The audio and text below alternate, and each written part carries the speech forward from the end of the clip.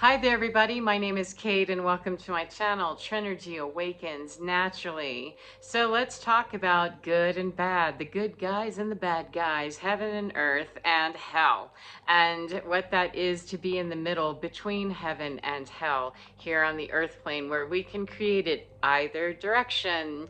So the biggest struggle that we have as human beings on the planet is our ego, and transcending that little bugger, because it can really get us into a whole lot of trouble.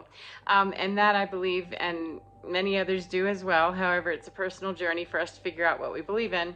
That transcending the ego is what Jesus was about. That the Christ consciousness, Christos consciousness, Jesus Christ himself as the elder brother and elder teacher, mentor and guide and way shower, was showing us how to transcend the ego and surrender to the process and say, I see the dark. It's awful. I've been through my 40 days and 40 nights. It's lasted a minute, and how do I deal with this? He turned tables over in the temple and said, this is darkness and it's absolutely a no-no. And he also saw the light and he stood in both. He didn't stand in both. He was of the world, not in the world. It meant that he could see and observe without being sucked into what that darkness was in the temple, for instance. He observed it and then he displayed righteous anger. He did not display self-righteous anger, that's related to the ego. He demonstrated righteous anger at, no, this is darkness and it got to go. This is a holy place, this is sacred and you may not. However, he was still very loving and kind, and he didn't hold it against anyone. He wasn't punitive. 144, thank you, in honor of the light workers who are taking and embracing the understanding of what it is to understand heaven, earth, and hell, and how we're here on this earth plane to bring in a new understanding of how we deal with the good and the bad and the in-between, and balancing it. It's not to stand in light or dark exclusively, because we cannot stand in the light exclusively. We're more than likely, I've not seen anybody that could only stand in light and really be standing there without having some falsehood within them. There is darkness on this planet. There's ignorance, there's blindness, there's unawareness, there's unawareness. There's absolute ignorance and darkness around us, and there's also presence of light everywhere. It's a matter that it's absurd to believe that we could stand only in a light and fluffy place and live here on the planet. We live in a polarized existence here on earth. That's how it is. We have an up and a down, a north and a south, an east and a west, a good and a bad, etc. And as long as we continue to work through those places when we're triggered to be self-righteous or judgmental or critical or punishing or of others or self, unless we and until we really transcend that, and every single time that it does happen and come up in us, we really don't have a grab of what it is to understand that polarity in a balanced way, and to get away from the self-righteous anger that we would feel and get to that righteous moment, whatever it is, because that's what brings the heal. We have a need to understand the dark and the light based on the opposite of the other. One without the other is simply nothing but blindness if we're standing in dark. And light means really nothing relative to us if we don't understand what dark is in comparison. So where we like to do our comparative studies in a very self-righteous way, it would benefit us more to understand that the darkness is what defines the lightness. It's a Tao Te Ching kind of understanding, that if we understand one, then we understand the other, and we have a relative understanding. When you go out into space, you don't have an up or a down, a left or a right, or anything like that. You have to do it relative to where's this object versus this object. And that's how I like to look at the world, not so much in that all of this is good and all of this is bad. We get into a lot of very black and white thinking and absolutism because it's what the brain of the human being finds easiest to consume and digest. It is the easiest way that we found, is just to lock in somewhere and go, that's what I do, that's the way I feel about that, that's good or that's bad, based on some very primitive, exclusionary criteria. However, we're moving into the new age, and the new age of Aquarius, new earth, means that we need to birth a new understanding of what darkness is and what light is, and being somebody who can walk the path of understanding and standing in the dark without being consumed by it, while also standing in the light and understanding that darkness lives there too. It's transitioning into, we're not going to ever be, anytime soon in my lifetime, I don't see it happening, I believe in miracles. However, also believe in the probability of it happening is, realistic as well. That we're not likely, before I leave this earth plane, to reach a full state of just absolute light on the planet. We're changing frequencies and we're upgrading. However, we're in that transition period where you're going to find, light in the darkness somewhere. That's what light workers are here to do, chosen people, however we identify those 144,000. Thank you. Stand up and shout and be seen, and know that when we're standing in those darkest places, we often wonder, what kind of hell was that? Why did I have to go through that? What was that about that wasn't fair? And it's to bring in the light to those places that are darkest on the planet. Jesus had to go in and rough up some things. And who knows, I don't know that we have an accounting of the story that he did hand to hand or anything like that. However, he understood what was necessary is to go and address the darkness that's happening right there, to go in and say, no, this is where light needs to be dropped in, and some boundaries of, no, you got to stop doing that, friend. Take that out of here. This is a temple and a sacred place, and you're pimping and prostituting, and no, you got to go. And he also stood in his light, knowing that as I'm standing in my light, there are people that are dark in my presence. So it's a matter of not trying to alienate or exclude or keep the imbalance going of good or bad. The balance is in finding, how do we reach the good and bad? How do we reach the dark and the light, and find that spot where we're here, that we absolutely are working in light intention, knowing that darkness is everywhere, either in us or around us, and anywhere that it's being brought up in us as a challenge of wanting to be quickly dismissive of someone, or judgmental, critical, sarcastic, or self-deprecating, or anything that takes us out of an easy state of flow of just, okay, that's nice, whatever. When we start putting judgments and we start putting our own personal opinion on things, that's work that we can do and that we need to do depending on how severe our reaction or our response to something is. There's not going to be anyone that can really tell me, I just don't believe it, that they're in that complete holy ascended state of, I have no ego anymore, because that's the whole journey of being on the planet, especially if we're light workers or star seeds, chosen people, whatever it is that we identify ourselves as someone here doing energy work. That's why we're here, is to show the balance of, this is how you use the ego. It's not to succumb to it and let it take us into the darkest places. It's to be taken to those dark places sometimes because we don't have an understanding of our own ego and we're being beat the hell up by other people's egos. It's to be there to observe that, to live through that, survive that, and then thrive through that, and walk in the balance of understanding that we're taking this whole process into a light body. We're taking this whole process into a frequency that's far more loving and kind, and we'll need a transition period as we go. And the understanding is that light workers who work in dark places, it's not that we're dark people or that we love, the grim and the gore. It breaks my heart sometimes to see just how ugly and nasty it's been in my world, and what I've done myself, the things that I traded and sacrificed and sold my soul for. I've seen, people do a whole lot more. However, the fact that I was there watching it and up close and personal to observe it used to really bother me, of what could have been so dark in me that I was attracted to that. Why did I do that?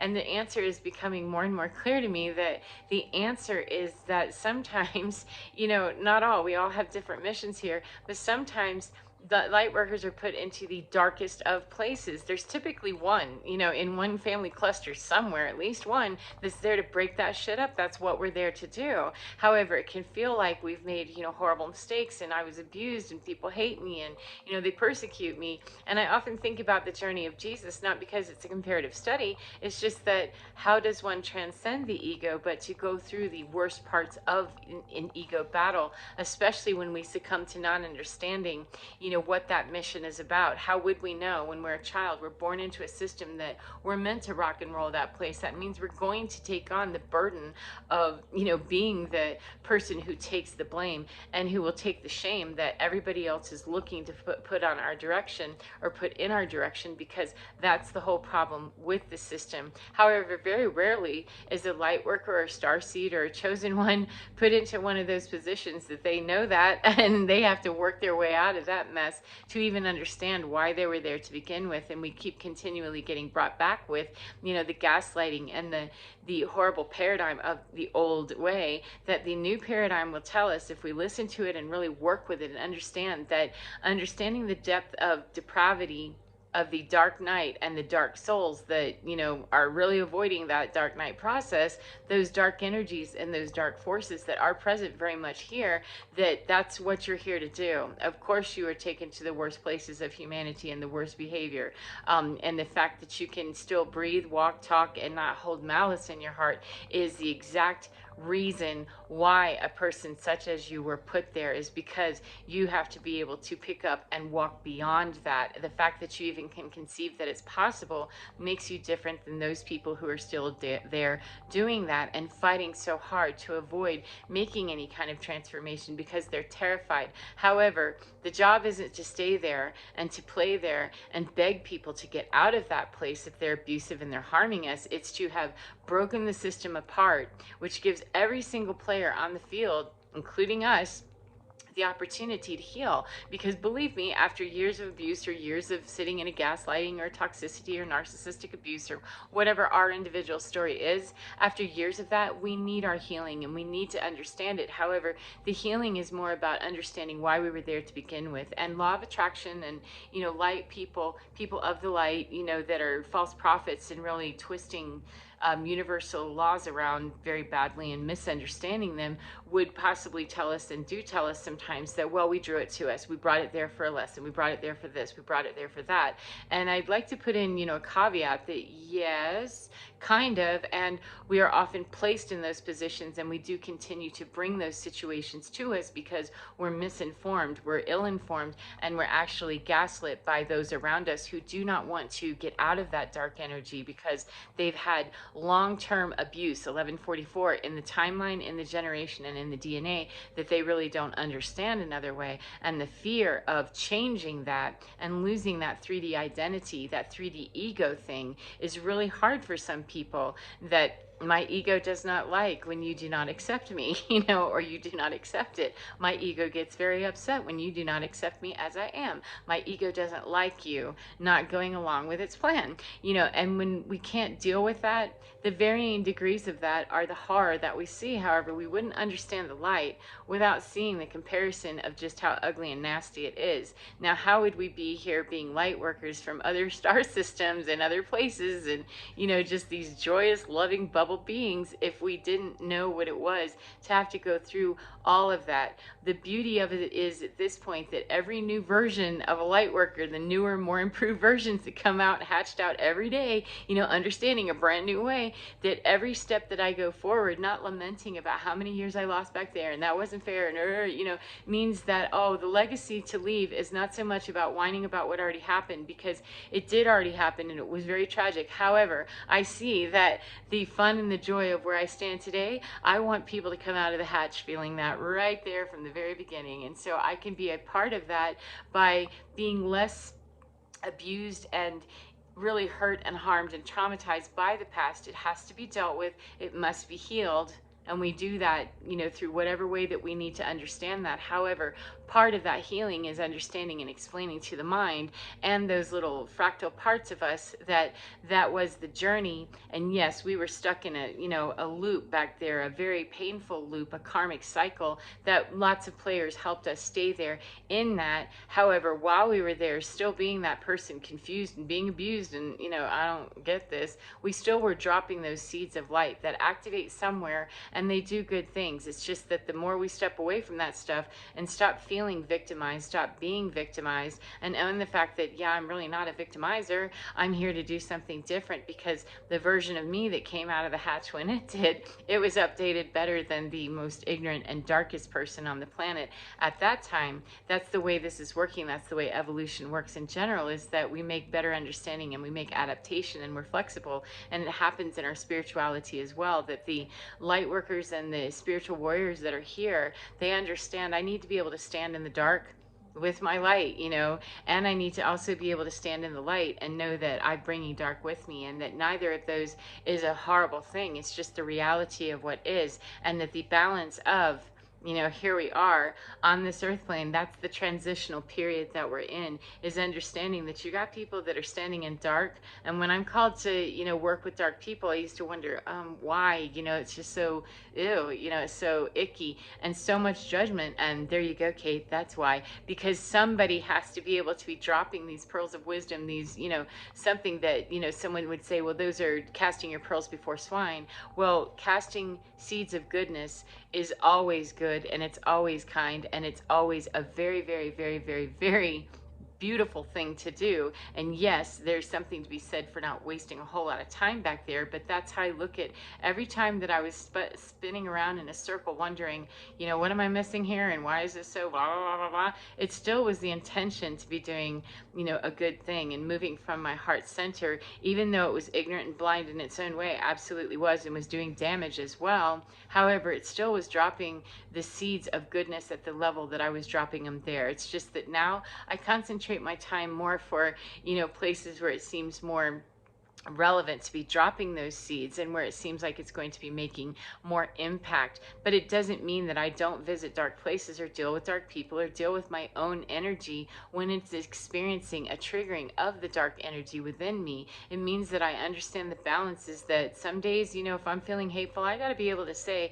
yeah, that's how I'm feeling, and know that it's okay. It doesn't make me less of a person. It doesn't make me less of a light worker or a healer or a teacher, a mentor, a guide, or anything else. It makes me a human being that experiences that fluctuating energy as it's moving through a lot of density. And as we move through those densities where people are really suffering and having pain, then I'm drawn to those places where I can offer something besides the shame.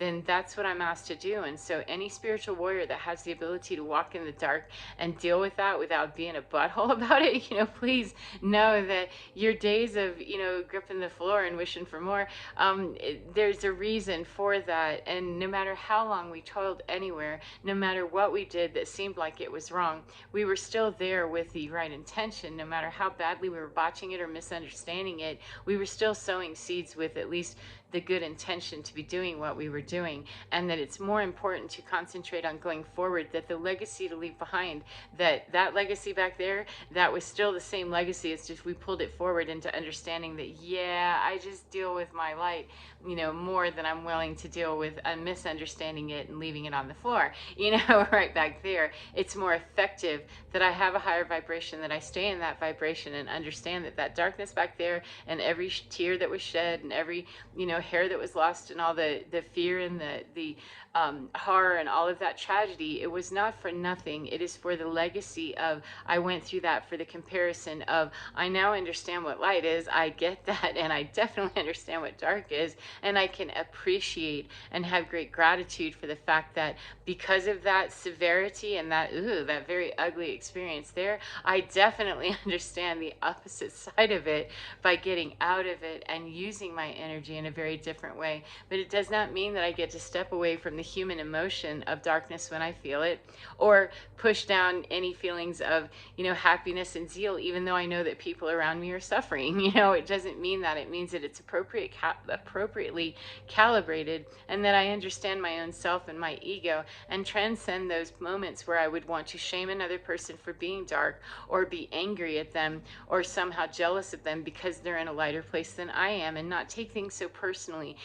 That's one of the gifts of light workers that I've seen, especially neurodivergent ones. Thank you.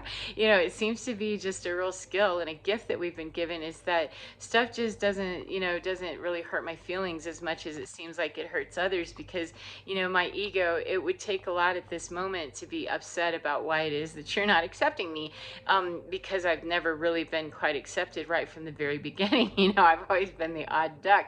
And so finding beauty in the fact that there was darkness and being humiliated and made fun of, and treated like, an oddity and a weirdo. And then the opposite of that is stepping into the light of understanding that that's what's more right, though, is that, yes, I was an odd duck and a weirdo and from another planet and everything, ET, phone home, that's me.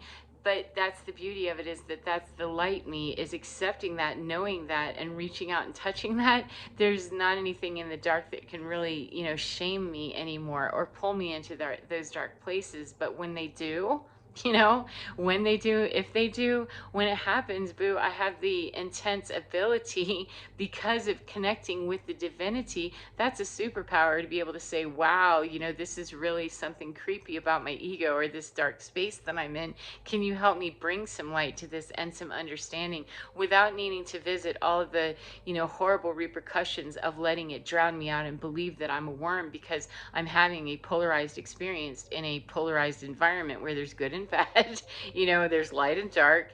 It would be a falsehood to continue perpetuating the old shame type tapes and cycles, or the old karmic cycles and the old ways. That's where we mess up, is not getting out of them, to understand that when we reach into that light place, we're not absolving ourselves of all the darkness. We're reaching our light place in our understanding of our grace. That by understanding that, I understand that, oh, I have a tab to pay for all that, you know, mess back there. However, I'm still loved, cared for, and I don't need to adopt the shame anymore because I'm out of that cycle.